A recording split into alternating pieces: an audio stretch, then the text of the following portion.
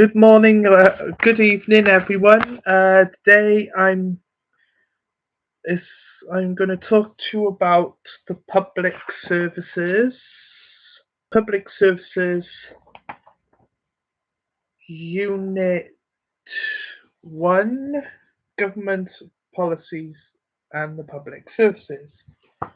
This is for those who are doing public services, by the way. Um, Government policies and the public services. Much of our interaction with others is political, even if we don't realize it. Every time you have an argument or come to an agreement about how things should be run or shared out, you are engaging in a political process. The only difference between this and national politics is the scale and influence the opinions, disagreements, and decisions have. Although many people think they are not interested in politics and that it's not connected within their lives or that it's boring, they are, in fact, engaging in politics every day. Political decisions affect everyone. This unit provides you with the introduction to the political structure of the UK, including the levels of government and the roles and responsibilities each level has. Through it, you will examine different government departments, which is shit, by the way, especially the departments that have a direct effect on the public services, such as the Ministry of Defence and the Ministry of Justice. You will also look at the accountability of the services. This unit is essential in providing you with an understanding of the policies and influences that impact the work of the services every day of their working lives. It is important that you have a clear grasp of political issues that the public services deal with. Remember that the business of government is your business as well. You live and work under the policies the government creates, whether you agree with them or not, unfortunately. Um, this is where people disagree. They have to work under government agreements, which they obviously disagree with. Um, um, you will also have the opportunity to find out how political representatives are elected to power and what their main roles and responsibilities are. You will also look at how government policies are developed, the external factors that influence public policy, and the impact that these policies can have on the work of the services. Wow, interesting. Which people think it isn't, but it's more to that than it seems to be.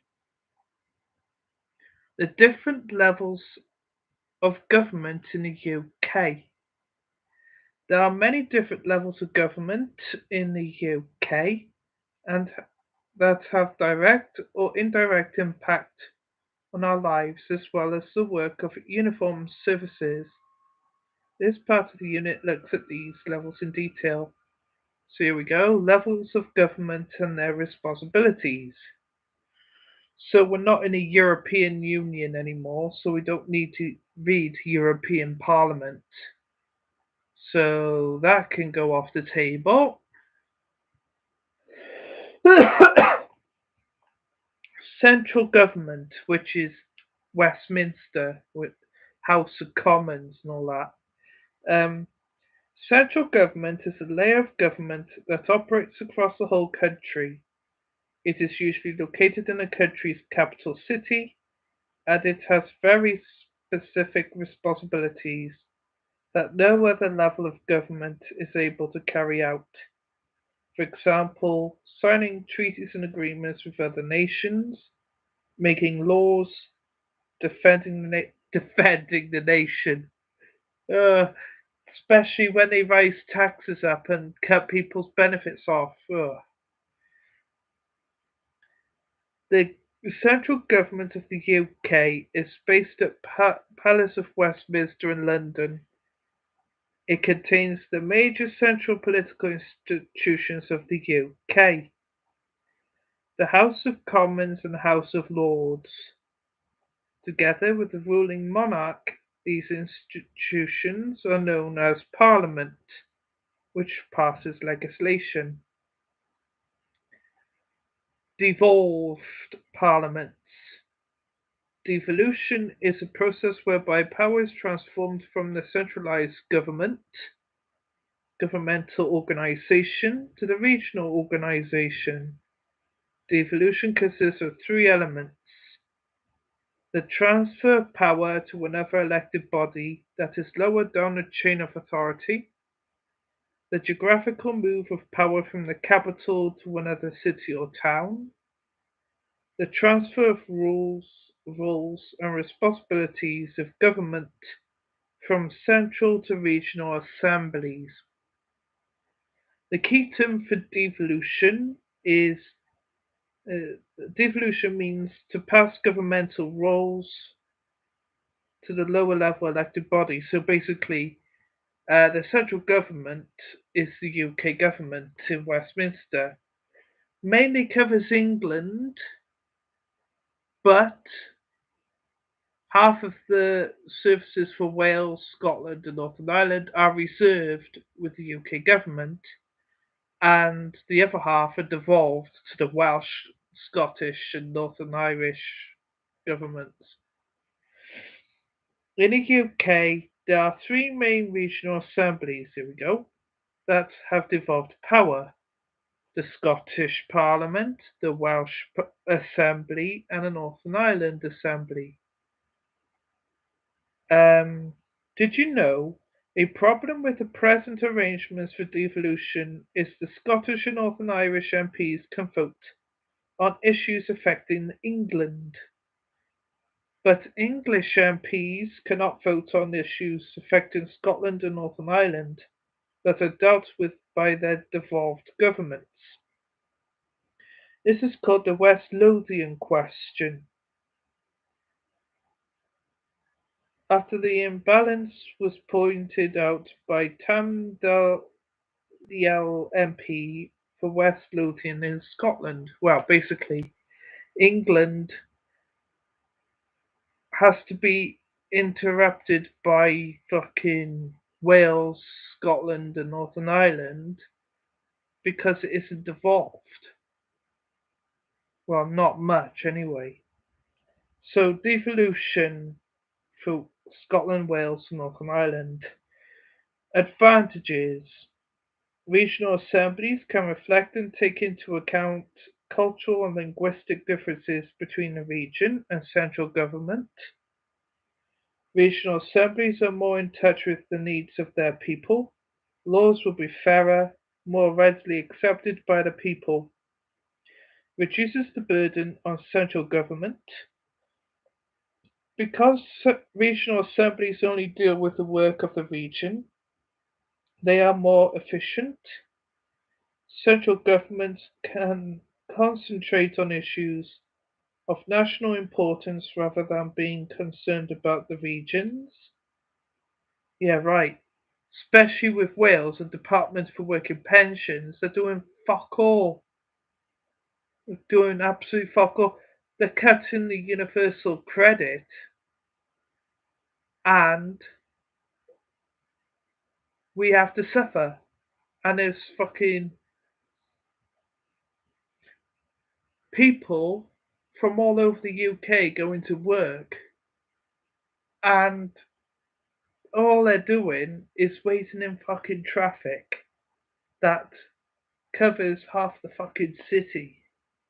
And yet people can't work because there's less fucking fuel due to fucking Brexit. And the government thinks there isn't anything wrong. Really?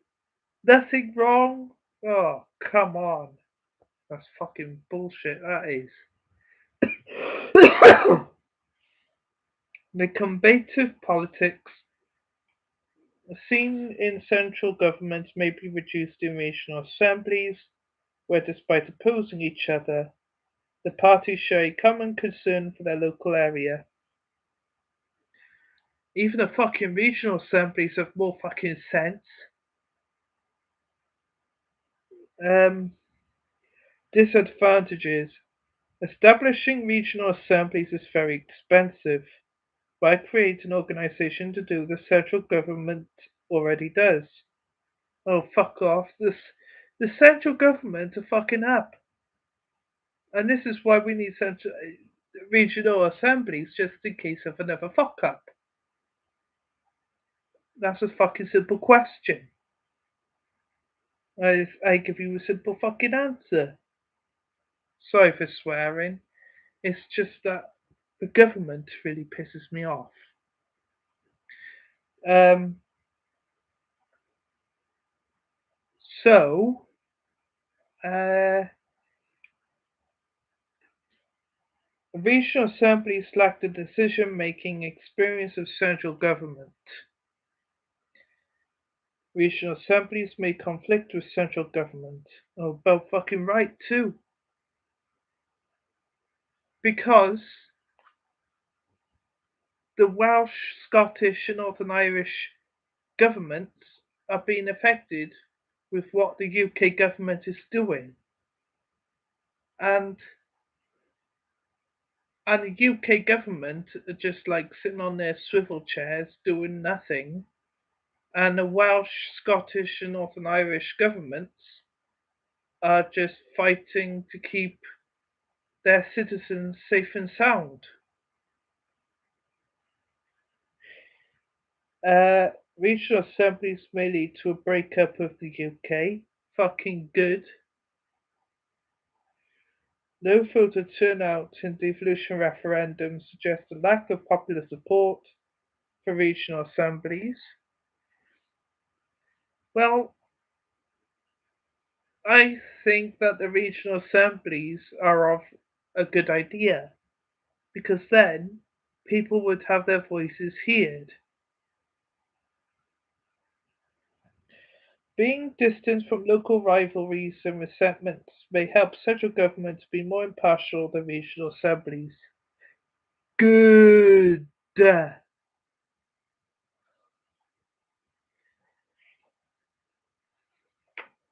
Here we go. The main regional assemblies in the UK. So this is like the three nations: Scotland, Wales, and Northern Ireland. The Scottish Parliament. The Scottish Parliament was established by the Scotland Act 1998. The Scottish Parliament is empowered to deal with devolved matters such as education, health, civil and criminal law, environment, housing, and local government. The Scottish Parliament is self-contained, which means it can pass laws without having to go through the UK Parliament in Westminster first, which, to Scotland's relief, is good because they just disagree with the UK government altogether and they're just fighting for independence. And and it's like brother and sister arguing. The UK government is saying yes, and the Scottish government is saying no, yes, no, yes, no. They're fighting over something. They just don't fucking. Someone has to meet the boundaries in the middle. I think that boundary is the Conservatives want the Conservatives want the Union to be together, and the Scottish National Party wants Scotland to be independent. But this is what I think should happen. like European Union is a mainland unionship body or intergovernmental body. I think the UK should be the same because it's an island with three, no, four countries: England, Scotland, Wales, Northern Ireland. I think, and the Queen, come on, the monarch originated from both Scotland and England anyway. So there's no fucking difference. Even Scotland said that they should keep the Queen. And I don't know what's wrong with the Tories recently. They're like, "Oh, look at us, we're at the bigger top. You do what as I say," and stuff like that. And back to the Scottish Parliament. The UK Parliament has reserved powers, unfortunately, with the UK government, which is fucking up. Which means it still has jurisdiction on matters that affect the UK as a whole on that have an international impact. Yeah, with Boris Johnson telling lies in the middle of fucking United Nations. Like, come on. In the middle of the United Nations General Assembly in New York City, in the United Nations headquarters, he is saying that everyone should be positive and move forward and make better achievements. And the same with the UK as well. And what is that doing? Nothing. We are suffering with a crisis that is UK wide, um, such as declarations of war. Well, army is okay, but the Scottish Parliament is made up of 129 elected members of the Scottish Parliament. As with the UK Parliament, the party that has the most representative forms the government, which is also referred to as the Scottish Executive. This majority party selects a representative from their ranks who is appointed as First Minister by the Queen. Well, to be honest with you, I think that Scotland has the right party to be in power because Scotland is a country and Scotland needs to be independent. And we need, no, Scotland needs a more separate entity. So technically, Wales and Scotland, no, Scotland is a country in its own right and legally too. And because at the time after Queen Elizabeth she had no children, um, Queen Elizabeth the First didn't have any children. She asked King James of Scotland to take her place. So basically, he has to go back and forth to England all the time, England and Scotland.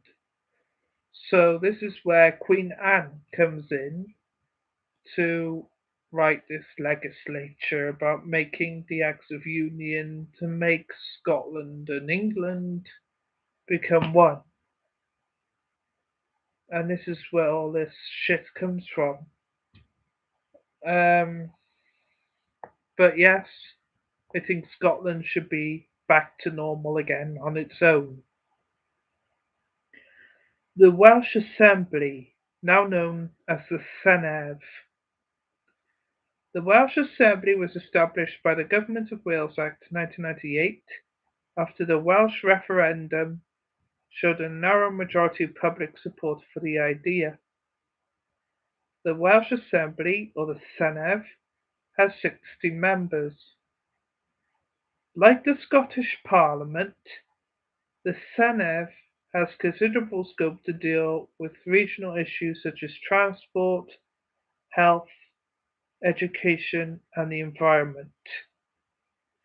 Wales also has a First Minister, who is elected by the whole executive and is usually the leader of the largest political party.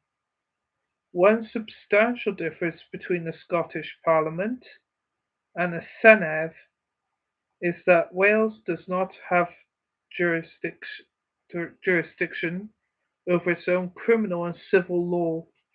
Unfortunately, we've got the UK government. Um, it is subject to English law in this area. Yeah, with Boris Johnson fucking up now and then. Um, and then we go over the Irish Sea to the Northern Ireland Assembly. The Northern Ireland Assembly was created by the Northern Ireland Act 1998. This act was based on a referendum of the Belfast Agreement, more often referred to as the Good Friday Agreement. There are 108 members, 6 representatives from each of the 18 constituencies in Northern Ireland. As with Scotland and Wales, the Northern Ireland Assembly has responsibility for education, health, agriculture, housing, and so on forth. The Assembly is based at Stormont, and there are around 8 political parties represented within it. Like the other regional assemblies, it has a First Minister, who is elected by all members and is usually the member of the dominant party. The conflict between the different parties in the Northern Ireland Assembly has in the past led to the unstable assembly, which they, how do I describe it? Which they have to open, close, open, close, open, close, open, close, open, close. It's like, make your mind up. You either want an assembly or you don't want an assembly.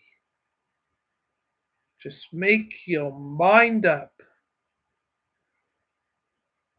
Okay, and the key term for referendum, which is mentioned above, is a public vote on whether to pass a law. Usually, laws are made and passed in Parliament, but in a referendum, the public makes a direct decision. So basically, it's up to us on how we feel because it's like an option. It's like you choosing your GCSE exams and what GCSE subjects you want to do and what GCSE syllabus and what GCSE exams you want to pick to do for your future. Just think of that.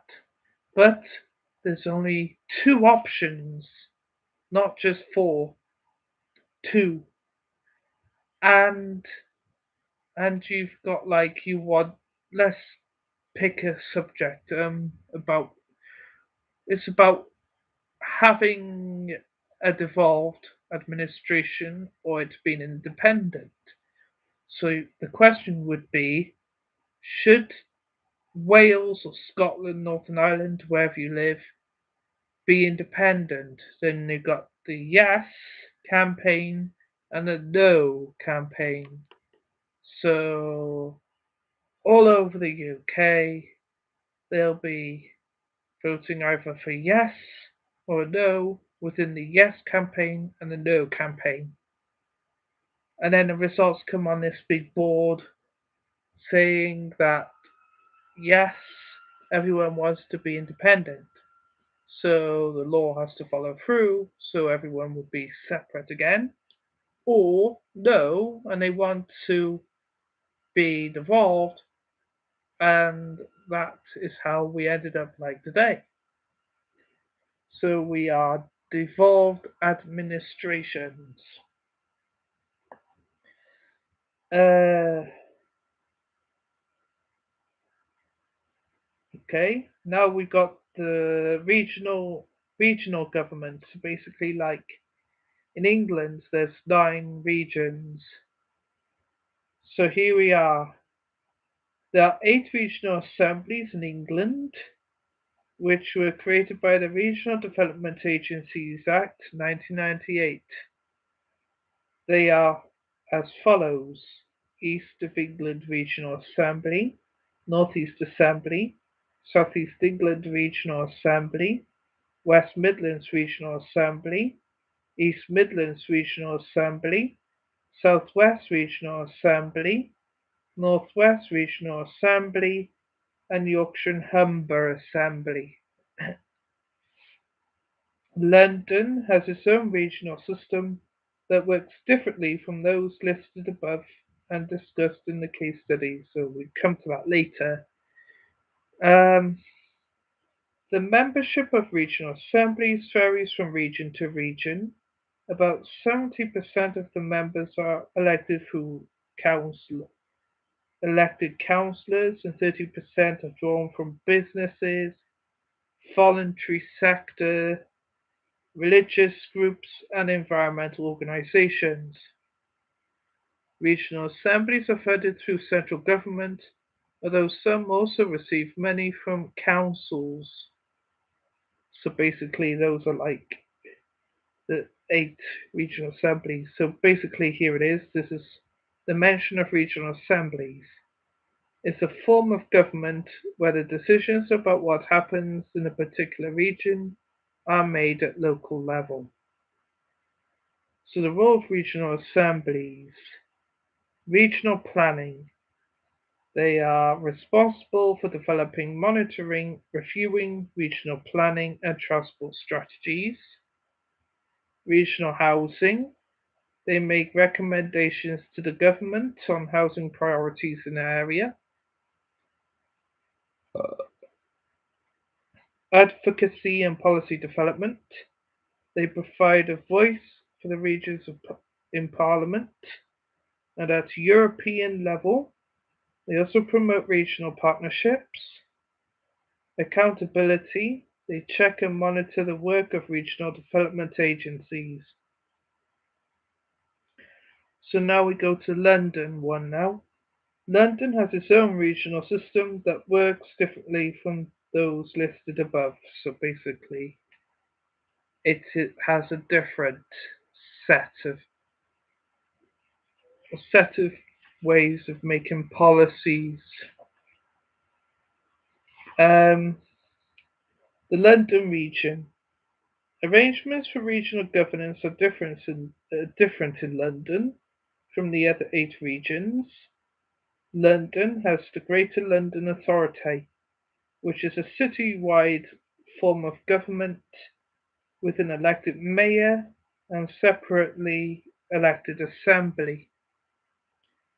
The Mayor of London plays a key role in the development of the city's policies on a variety of issues, such as transport, emergency planning, budgets for the key public services, for example, the Metropolitan Police and the London Fire Emergency Planning Authority, and so on.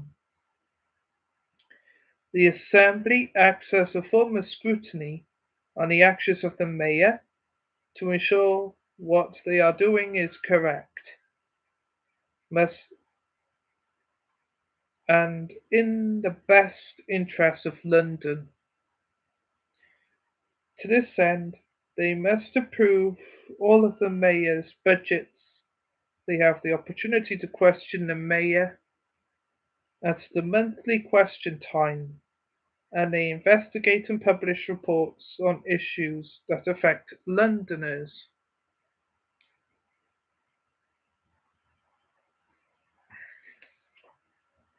So those are what you are called regional assemblies.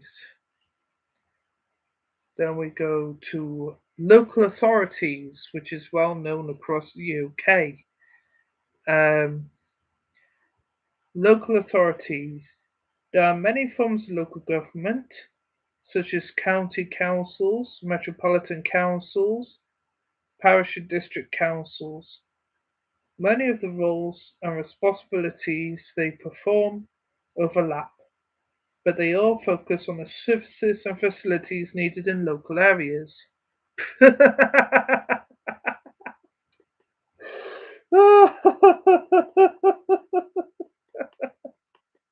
Oh, come on. Sorry about that. County councils then. County councils. Education, emergency planning, highways and traffic, libraries, planning and development, public transport, refuse disposal, social services, and trading standards.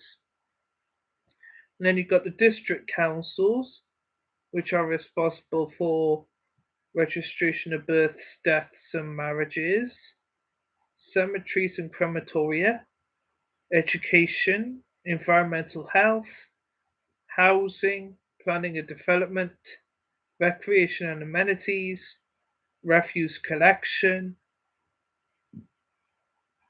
registration of electors, tax and council tax collection. Then you got the parish councils. So this is where they have different names across the UK. In England, it's called a parish, and in Scotland and Wales, it's called a community. And in Northern Ireland, I'm not sure if they have them, but I know England, Scotland, and Wales do. So the community councils have different names across the UK. So England is parish, Scotland and Wales are communities. And then the rest, like town councils and city councils, are the same all over the UK.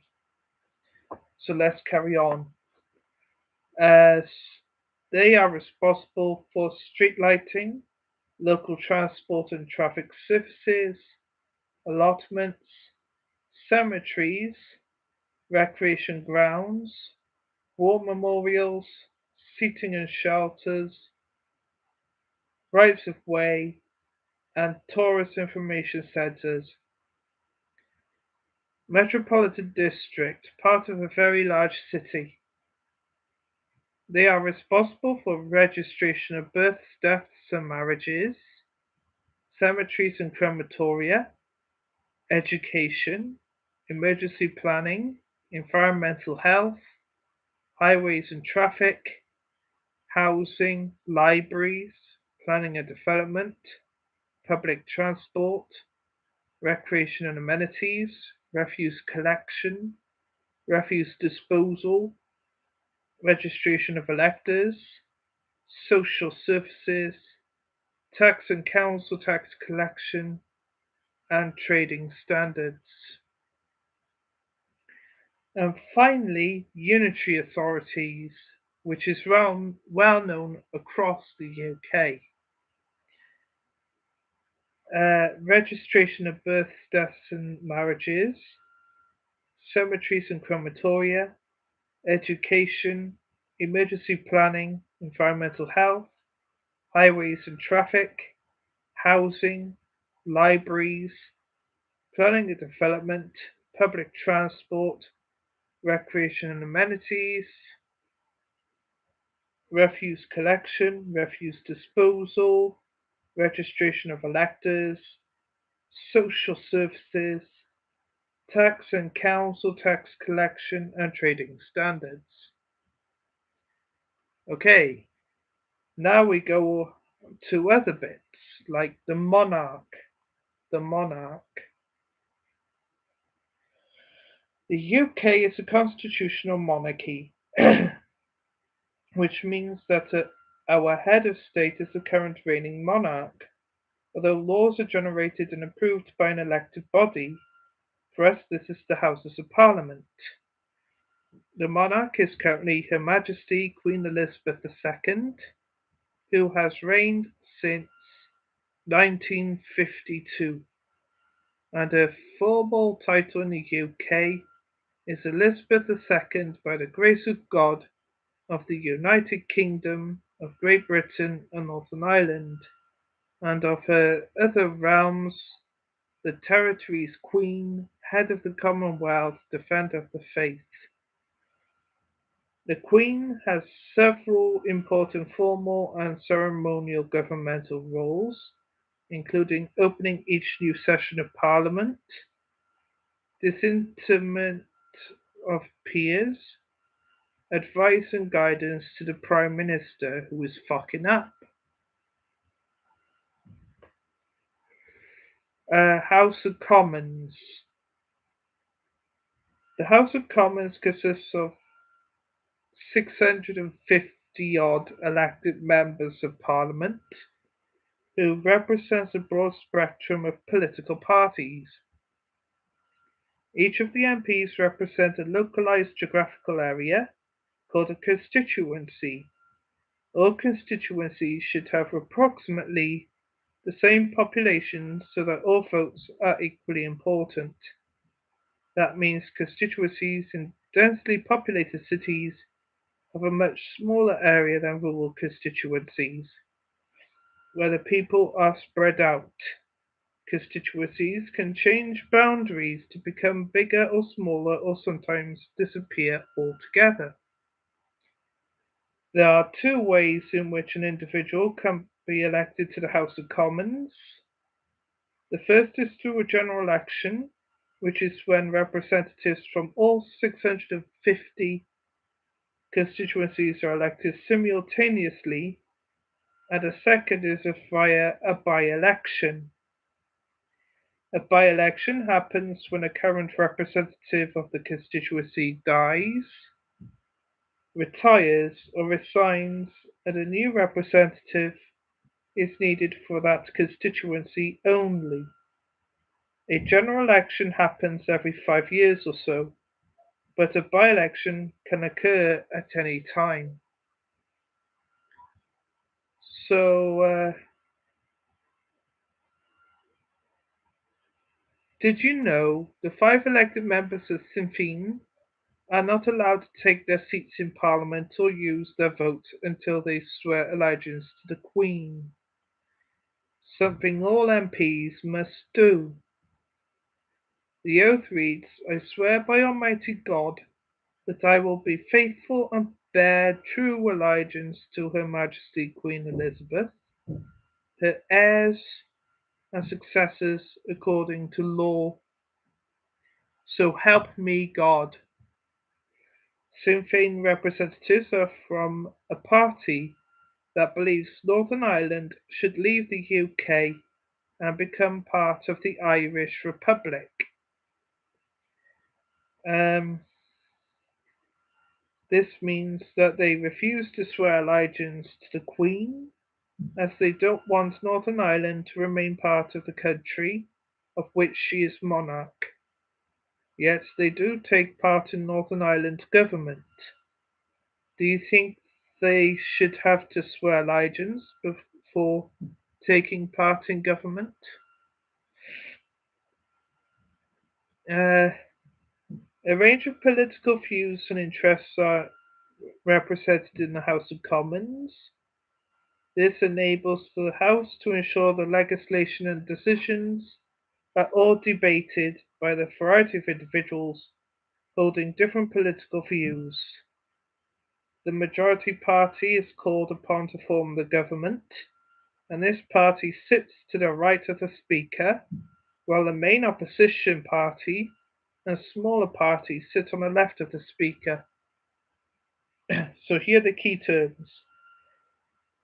Constituency is a geographical area that has an elected representative in Parliament. General election is where all of the seats in the House of Commons come up for election at the same time. General elections are called by the serving Prime Minister, clown, and most Must have,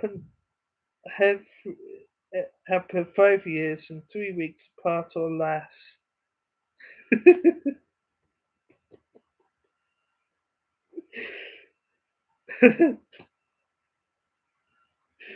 uh,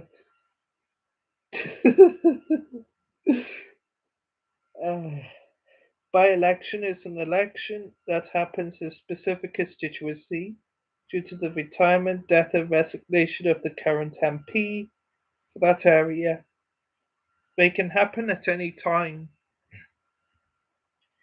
Sinn Féin is a political movement and party seeking a united republic in Ireland. Opposition refers to the members of parliament from those parties who do not form the current government. Yeah, innocent people recently. And here are the duties of the House of Commons: making laws. Nearly 50% of the work of the House of Commons involves making new laws. These laws can have an extremely wide impact on the country and public services alike. Controlling finance. The House of Commons controls the raising of finances through taxation and the selling of government assets. It must also give its approval to any plans the government has to spend money. The House can also check up on the spending of government departments through the Public Accounts Committee. Scrutiny.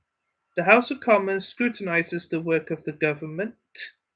The government must explain its policies to the House and be prepared to accept criticism and questioning. This ensures that all decisions have been examined by a variety of individuals before they are implemented. Delegated legislation. The House does not have the time it needs to debate, discuss and pass all the laws needed by the country. It overcomes this problem through delegated legislation. The House creates the parent law and then monitors how delegated legislation is implemented by councils. Protecting the individual. The members of the House of Commons are often contacted by individuals with difficulties or petitioned on a variety of issues of importance to individuals or groups, such as road building, reducing taxes, and changes to the law. Uh, I know what some people think about the law, especially criminals. Law is shit. I know it's shit, but unfortunately, unfortunately, we have to we have to follow what the government tells us to do. And so does the courts, so do the police, so do the fire. Every job, every career, every court, every prison, everywhere you go is government policies. And even by the bus shelters, government policies. There's no way of escaping it. Even if you look head front, look at the back, side to side, everywhere. The government is everywhere. It's like a living fucking nightmare. I know, but yeah. House of Lords. The House of Lords dates back to the 14th century, and it has a long, distinguished, and more recently controversial history. The House of Lords can have a variable number of members. Currently, there are around 737, or currently 788 actually, and a number of different types of lords. For example, life peers. This title is for a lifetime only and not able to be passed on to the next generation. Life peers are appointed by the Queen on the advice of the Clown Prime Minister, and they make up the majority of the Lords. There are currently around 700 odd of them. Bishops and Archbishops. This title is for those who represent the Church of England. There are currently 26 actually. 26 sitting in the House of Lords. They pass their title on to the next most senior bishop when they retire. Yeah. The House of Lords carries out a variety of roles, some of which are similar to the Commons, but some of which are quite different. The House of Lords used to be the highest level of court in the UK, but its role as a court have been taken over by the Supreme Court. So the duties of the House of Lords: law creation. The process by which the bill is created is detailed in later in this unit, which, whew, a long way ago, with a few films before that. Um, the House of Lords plays a large part in this. The Lords spend around 60% of their time on this kind of work. Scrutiny.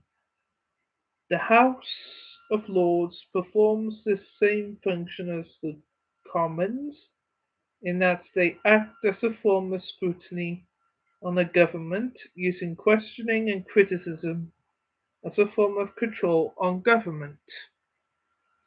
Independent expertise. The Lords conduct a variety of investigations and inquiries. They have a range of expertise which can be used on government business. Wow. Wow. Flipping heck.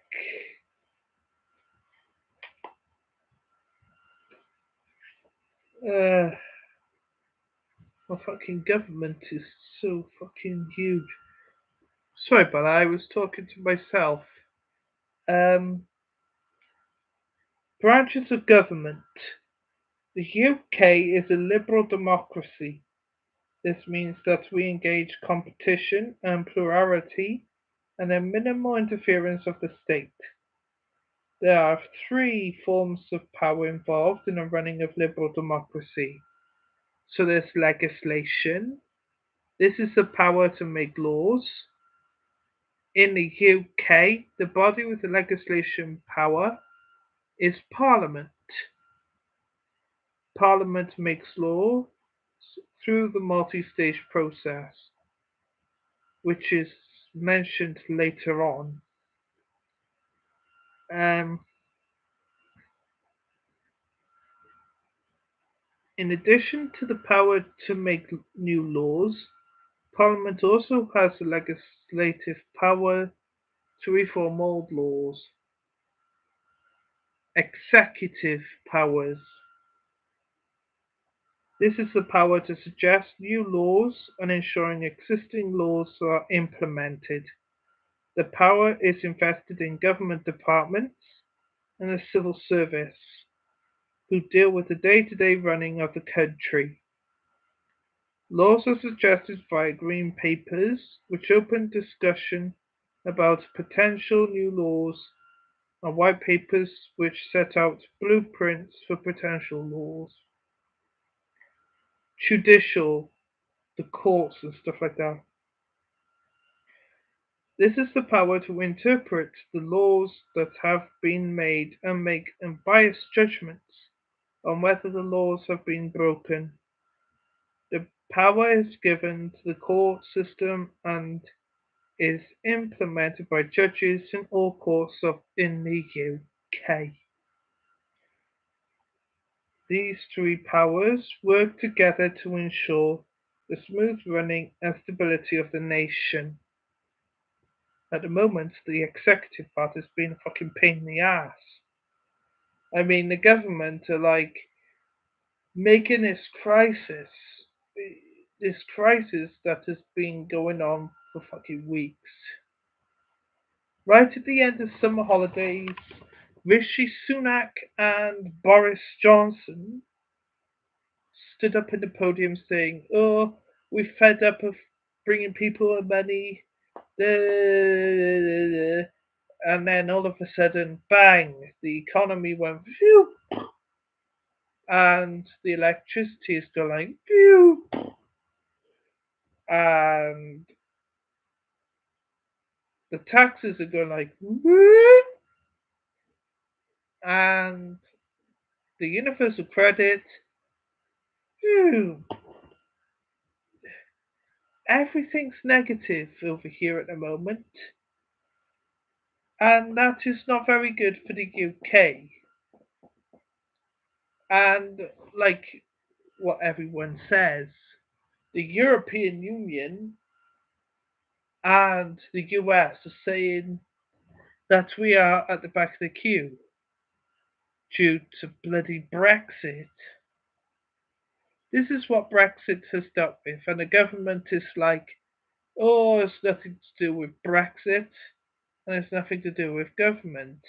Yes, it is. I mean, who told the people to get this fucking app on their phone? The government. Who made Britain leave the country? Well, the government, for planning it, we had to agree with it because it would keep on and on and on and on. So, yeah, and thanks to the government, we are stuck in the island of the absolute, I don't know, absolute hell.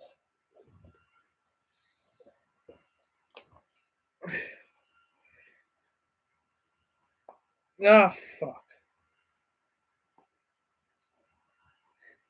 Prime Minister.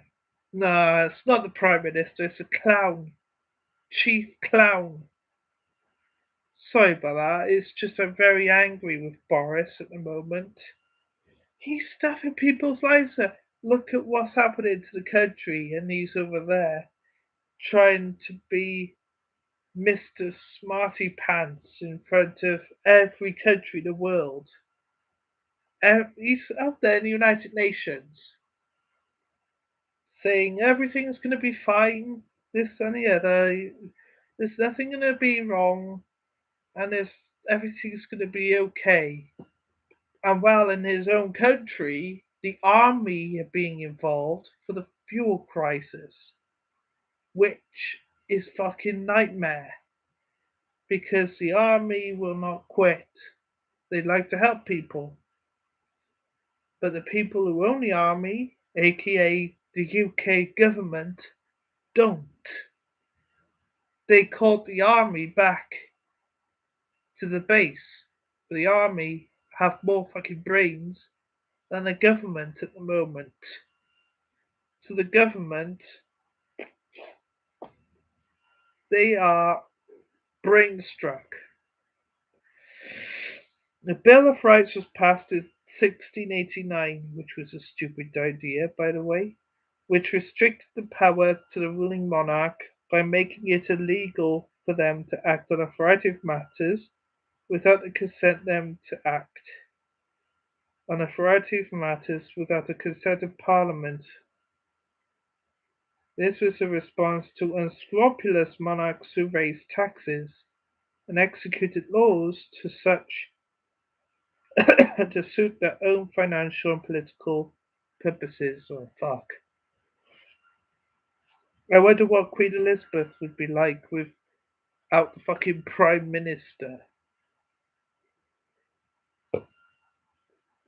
The monarch remained as head of the executive branch of the government and was therefore still able to propose and create law. However, the monarch did not rule alone, as had been the case previously. Instead, they appointed a cabinet of ministers who were able to take on many of the duties of government with the support of the House of Commons. The situation continued for around 30 years or so, until the early 1700s, when a monarch of the time, George I, stopped attending cabinet meetings. In his absence, a minister was deputized to act on his behalf and called the First Lord of the Treasury. The role of First Lord gradually evolved into the role of Prime Minister over the next 150 years. The individual who is appointed to the office of Prime Minister is usually the leader of the political party with the highest number of representatives in the House of Commons. The role of Prime Minister is complex and difficult, involving a variety of administrative, bureaucratic, and public duties such as allocation of duty to ministers, appointment and dismissal of ministers, appointment of chairs of national industries, to give out honours, setting agenda for government business, control of information released to the government ministers, parliament, and to the public, which is us. Uh, the power of the government is distributed throughout the government ministers, but the prime minister is extremely influential and dominant. The prime minister also plays a significant role on the world stage. So basically, he's out there right now in the United Nations summit lying about his country. That's what he's fucking doing. Meeting with other heads of state to discuss foreign and financial policies which can have far reaching implications well past our own borders. However, it is important to note that as a public servant, which he thinks he isn't, he thinks he's the Queen's servant, not the public servant. The Prime Minister is answerable to the Queen, their own political party, and the public. There we go, the public, who are criticizing him at the moment due to his stupid fucking policies. Um, uh, when appointing to ministerial posts, they must take account of advice from senior advisors and ensure that individuals appointed and competent to do the job and do not create substantial political imbalance. The increased concentration of the media on high profile of politicians such as government ministers and a prime minister, no clown, sorry, means that their activities are closely scrutinized and a majority of their choices are in the public domain. This is it. He's a public servant and he's not fucking listening to us. Um, this means that prime ministers must balance their own conscience with the demands of the public, who often favour or disfavour issues based on their biased media campaigns rather than a real analyse of the facts. Leaders must be aware of this sometimes, and sometimes be prepared to take political stance, which is the opposition to the wishes of the public, which is happening right now. Crisis and British Army going out to help people while they're supposed to be doing something else. Uh, the UK government fucking lying through their teeth about Brexit and the fuel crisis, cutting universal credit, is all going bad for them, and they should leave government instantly.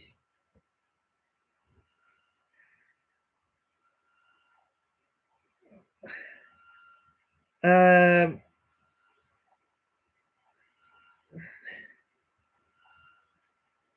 Leaders must be aware of this and sometimes be prepared to take political stance which the opposition to wishes of the public. Yet if the leader's views become too different from the views of the public, he or she will be voted out. There we go, see? Boris is in deep shit. His ministers are also in deep shit. And yet people are still voting for them because, I don't know, maybe they meet their policies. But some people have to go through those fucking policies. Government ministers. There are many government ministers, not the circus, but the 20 or so most important ministers are called the cabinet. No, not the cabinet, the circus, which operates as a central committee of the British government. Yeah, British circus. Cabinet ministers are selected by the Prime Minister. The majority are elected MPs from the House of Commons who have been selected by virtue of the expertise and loyalty to head up particular ministries such as the Ministry of Defence and the Home Office. The Cabinet also consists of a few members of the House of Lords, and so it is representative of both chambers of Parliament. There are some issues that overlap many government departments, such as terrorism. Yeah, well, the government are terrorists themselves, mind you, because they're cutting off benefits, making companies suffer.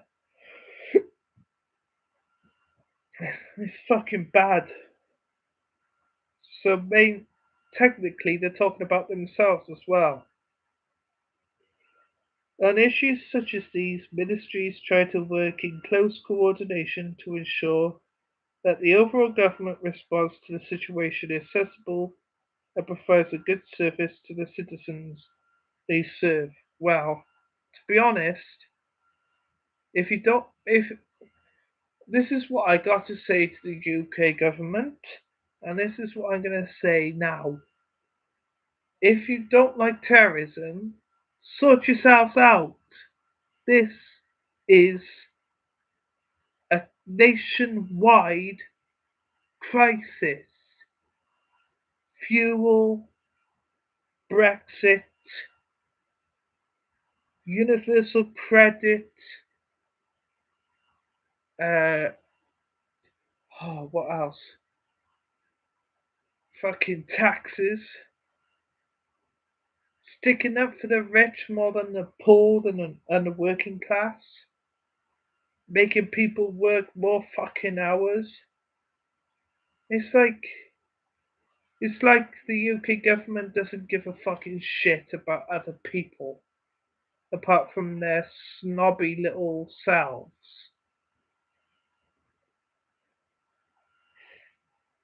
Uh, I'm not being rude. It's just I'm trying to stick up for myself and for other people as well across the UK. I feel sorry for people in the UK because some of them are special needs, some of them are disabled, some of them can't work, some of them have to fucking suffer between having energy or food. It's it's it's a nightmare over here. It's gone to the fucking abyss. It's fucking black. It's like the colour outside right now in the UK. In the sky, the colour is fucking dark.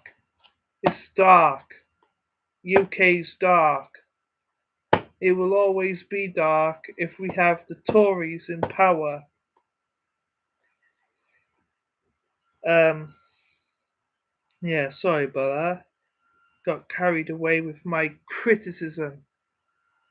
On issues such as these, ministries try to work in close coordination to ensure that the overall government response to the situation is sensible and provides a good service to the citizens. Oh, flipping hell. Good service to the citizens. Oh, come on.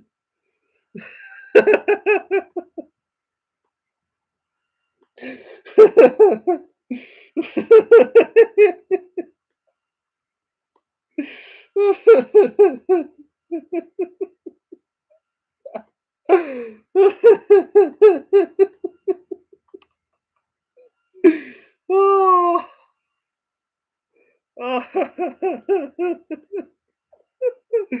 oh, God.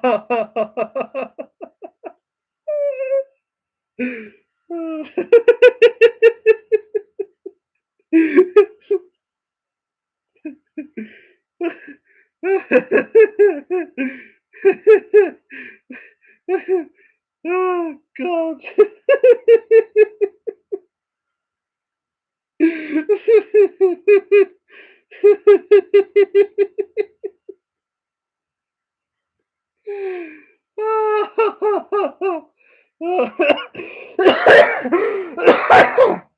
Oh, fucking hell. Good, serv- good service, good service to the citizens. Oh.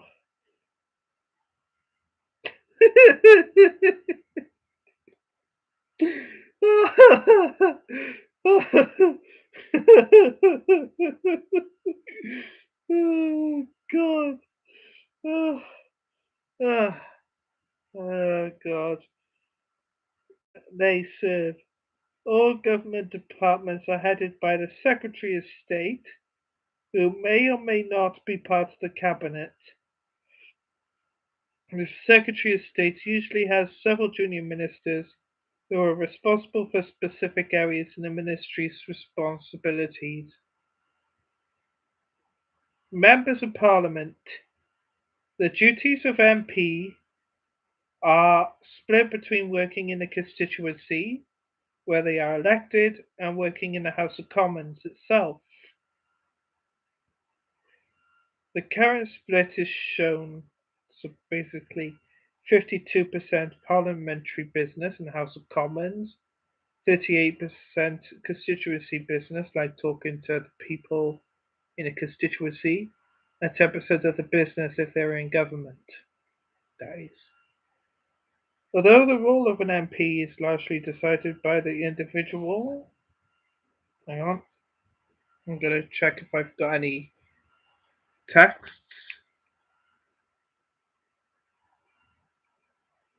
Um,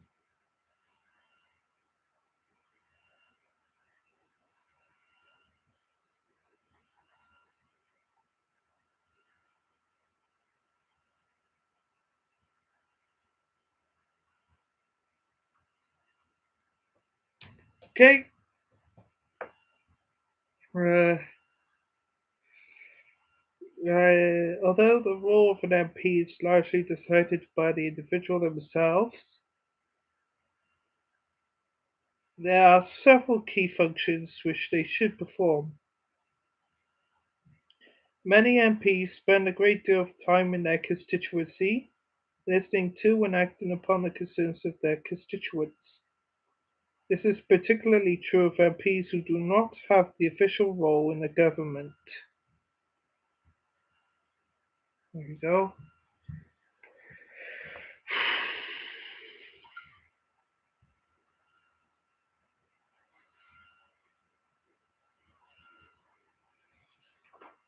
Yes, the government over here is fucking shit.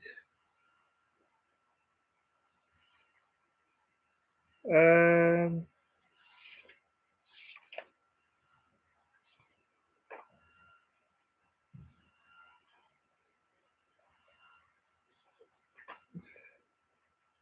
yeah. One of the benefits of our current voting system is that MPs are strongly tied to the particular geographical area and a particular local population.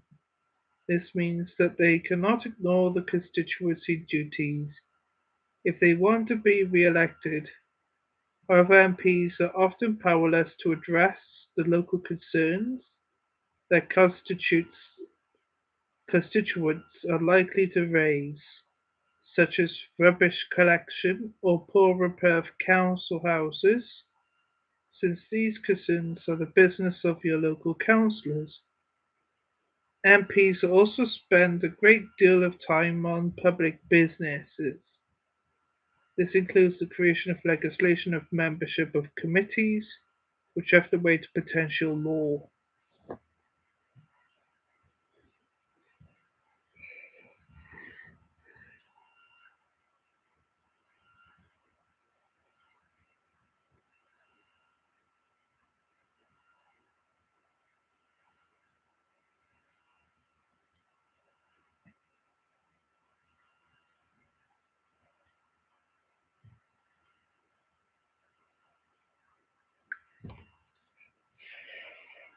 Uh, mayors, council mayors, that is.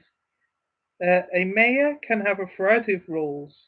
They are normally appointed or elected for a period of 1 year, and their role is often largely ceremonial. The main duties of the mayor are representing the council in civic and ceremonial occasions, chair meetings of the full council, promoting the area and being the council's spokesperson, teaching civic pride to young people, support charities and community groups. Remember one thing: the role of Mayor of London is different, as you will have noted for the previous detail earlier, on the London Assembly and its mayor. So basically, that mayor, the London one, is a devolved government, like the First Minister, but only in a region, so it's called the mayor. But the rest are just council mayors, which are all over the country. Council members, known as councillors. Councillors are elected by the local community to conduct the business of the council. They try to improve the quality of life in the area where they are elected by making decisions about local issues such as transport, education, and public services. They are often community leaders and promote community groups and charities in the area. They may also act as advocates by speaking on behalf of individuals or groups who are in need. One of their most important roles is to decide on the policies that will be implemented by the Council. These policies have far reaching effects both on ordinary citizens and the work of the public services. There you go, take a break for 5.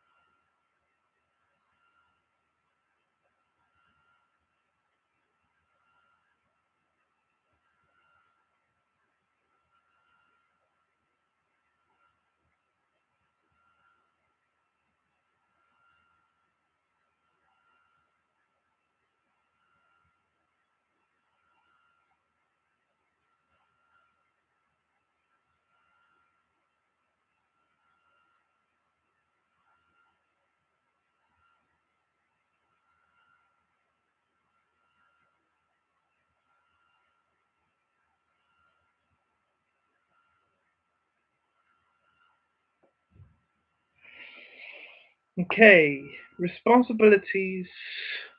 Government departments and other levels of government have a specific public services. Many government departments have responsibility for one or more public services. The main government departments and their responsibilities to the Uniform Public Services. The Uniform Public Services fall into several different ministries. This is one of the reasons why they are subject to different terms and conditions of employment. Responsibilities of main government departments. Find out more at the relevant government department website. Ministry of Defence. The Ministry of Defence has responsibility for the British Army, the Royal Navy, and the Royal Air Force. It is headed by the Secretary of State for Defence and three junior ministers, namely the Minister of State for the Armed Forces, the Under-Secretary of State and Minister for Defence Procurement, and the Under-Secretary of State for Defence and Minister for Veterans. The Ministry of Defence decides on budgets, policy and procurement for all three armed services. This means it has tremendous amount of influence on the armed services, deciding everything from pay and conditions to equipment and locations of service. Ministry of Justice. The ministry has responsibility for the courts, prisons and probation service, which means it is involved in offender management from charge to release. The Home Office. The Home Office has primary responsibility for many of the UK civilian public services, such as the police, passport and immigration service, and drugs policies. It contains the Immigration and Nationality Directorate, the Passport Office, and it has responsibility for Homeland counter-terrorism. The ministerial responsibility chart for the Home Office is shown earlier on. So, yeah, emergency services, especially when the Home Secretary was bullying other people and denying it as well.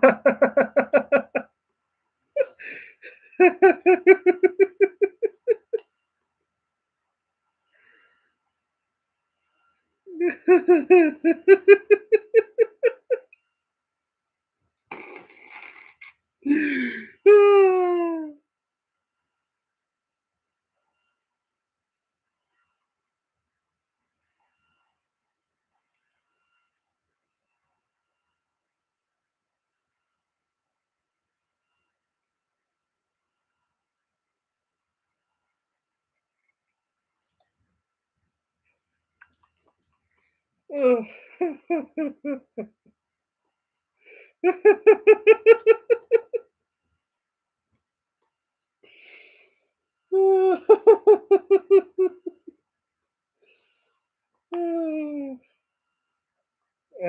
I don't use the Department for Health and Ministry of Local Government and nothing up, so I mess up for that. I think you know what I mean in England anyway. So, Her Majesty's Revenue and Customs, which everyone shares, this government department has responsibility for the collection of taxes. Talking of which, they have been risen. Fucking assholes. Her Majesty's Revenue and fucking Customs. Uh, from the public service point of view, it has responsibility for the Customs and Excise Service. Yeah, destroying people's lives. More like accountability of uniform public services. Since the uniform public services are funded with public money and are designed to serve the needs of the public, it is important that it's important that there are checks and balances on the behavior. Some of the public services have tremendous power over the lives of individuals, and it is essential that they are seen to act in a fair and consistent manner.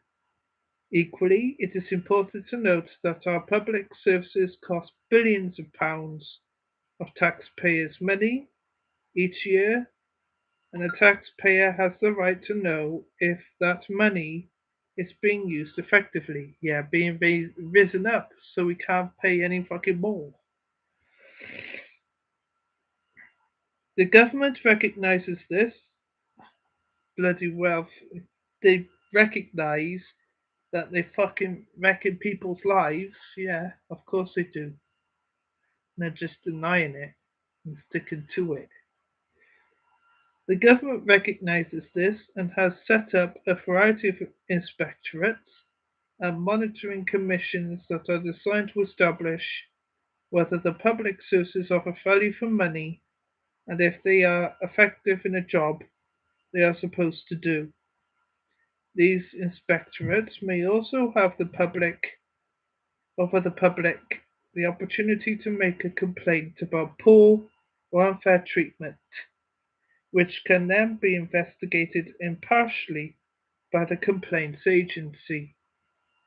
There are two main procedures for the investigating and monitoring the public services through inspectorates or local organisations.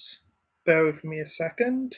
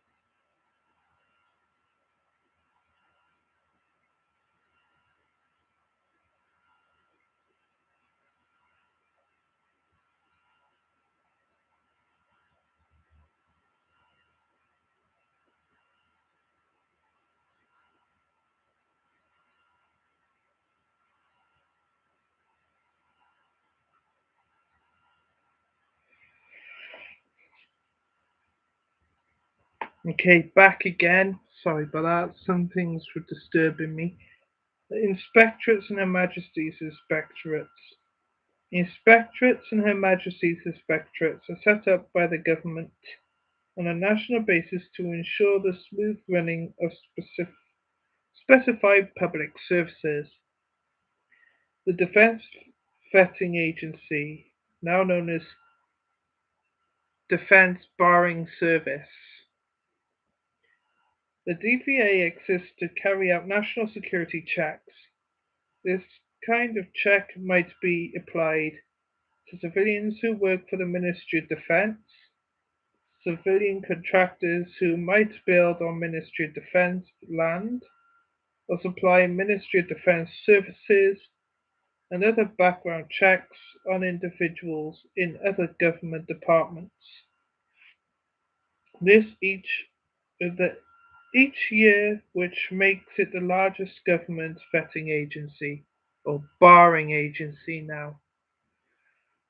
Independent Police Complaints Commission, now known as the Independent Police Complaints Conduct. The IPCC was created in 2004 to replace the Police Complaints Authority, although it gains its regulatory powers from the Police Reform Act 2002.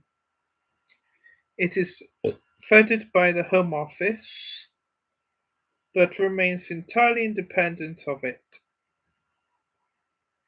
This ensures that any decisions it makes are free of any government influence. The IPCC can investigate in several different ways. It can choose to supervise a case being investigated by the police service internally, or it can carry out an independent investigation if the complaint is about a serious matter. Serious complaints might include incidents involving death or injury, police corruption, police racism, perverting the course of justice. The IPCC has teams of investigators allocated to certain regions so that it can deal with complaints quickly and effectively. In 2008-9, a total of 31,259 complaints were received, a 15% increase of the previous year. The most common causes of the complaints were as follows: neglect or failure of duty, 24%, incivility, impoliteness, and intolerance, 21%, assault, 13%, abrasive conduct or harassment, 7%, unlawful unnecessary arrest or detention, 5%. The Quality Care Commission is unfortunately part of England. I'm not from England, so can't do it. Her Majesty's Inspectorate of Probation for England and Wales. This inspectorate was originally established in 1936, although it receives funding from the Home Office and reports directly to the Home Secretary. It is independent of the government. The inspectorate exists to assess the performance of the National Probation Service and youth offending teams in reducing reoffending and protecting the public. It also works very closely with the Inspectorate of Prisons to assess the effectiveness of offender management. Uh,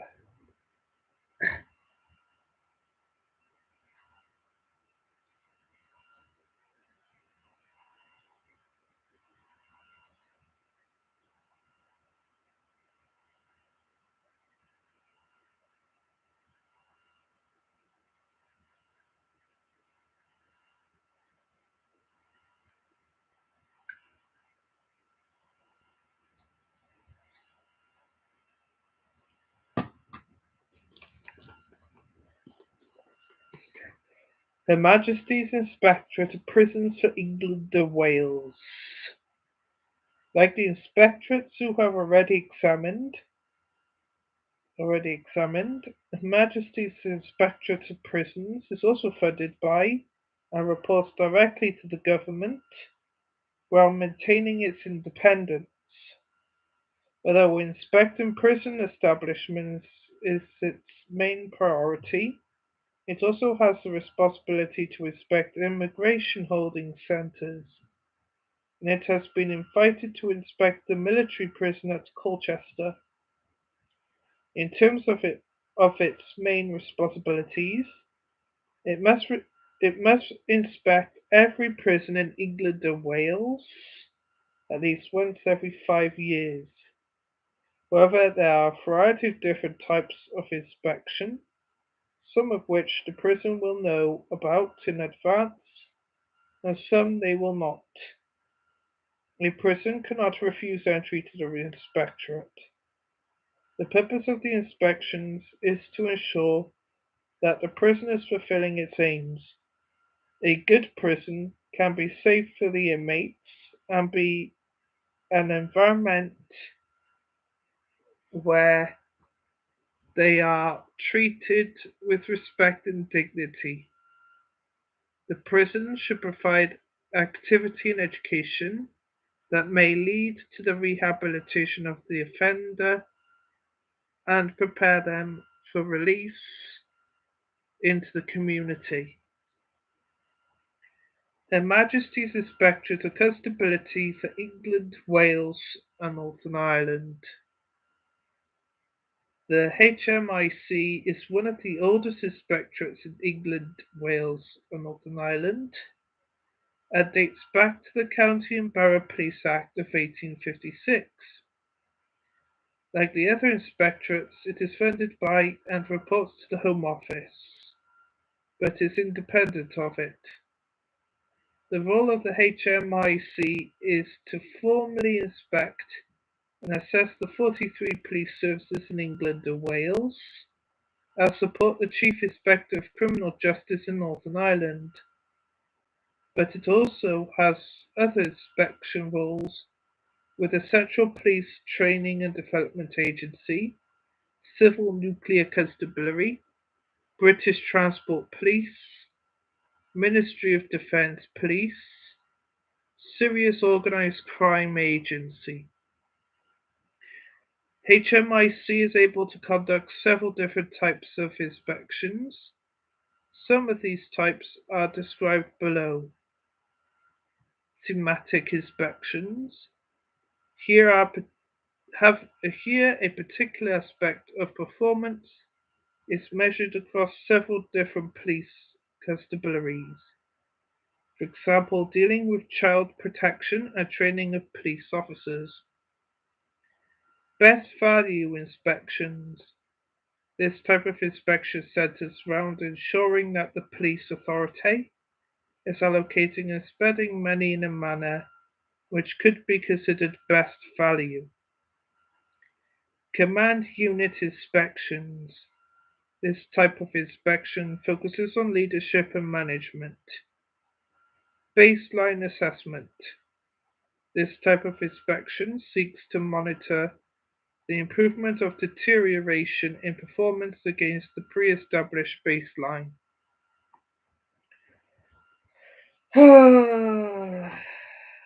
Bloody hell. And the last thing for tonight, local organisations. Local organisations are also responsible for issues that for ensuring the equality, the performance of the public services that are involved at a local level. The key local organisations investigating and monitoring the public services. The police authority. There are 43 police authorities in England and Wales, one for every police constabulary. They aim to ensure that the police services that area is as efficient and effective as it can be. A police authority can vary in the number of representatives it has, but most have around 70 members who are made up of local councillors, local magistrates, and lay people from the community. The police authority sets the strategic direction of the force and holds the chief constable accountable for the performance of his or her organisation. Another important function of the police authority is deciding how much council tax needs to be raised to pay for the police service. At the moment, we don't have councillors, magistrates, and lay people now, anyway, but well, we do, but there's one major politician within that police and crime panel. It's the Police and Crime Commissioner from England and Wales. Uh, each each constabulary has its own police and crime commissioner and questioned by many councillors and people within that constabulary area.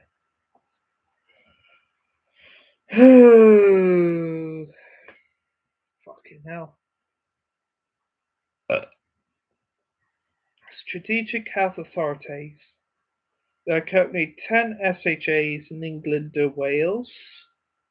This matches the regional assembly areas. The SHAs were created in 2006 from the merging of smaller health authorities. The role of the SHA includes strategic oversight and leadership of the health system in a particular region, ensuring better value for money for taxpayers, leading service improvements, accountability to the Department for Health for providing high quality health care, reducing health inequalities. And finally, for tonight's video, fire and rescue authorities. FRAs are like police authorities in that they are made up of local representatives from the council. Most FRAs have somewhere between 12 and 30 members, depending on the size of the area they manage. Their primary responsibility is to be accountable to the public in the area of providing an efficient and effective fire and rescue service. The authority must ensure that the fire service has all the firefighters' equipment, premises, and vehicles it needs in order to fulfill its duties to the public. It also has the responsibility for ensuring equality and diversity as a key role of brigade recruitment and training policies. Right. I think that is that for tonight. And thank you for listening, and we'll see you shortly or soon.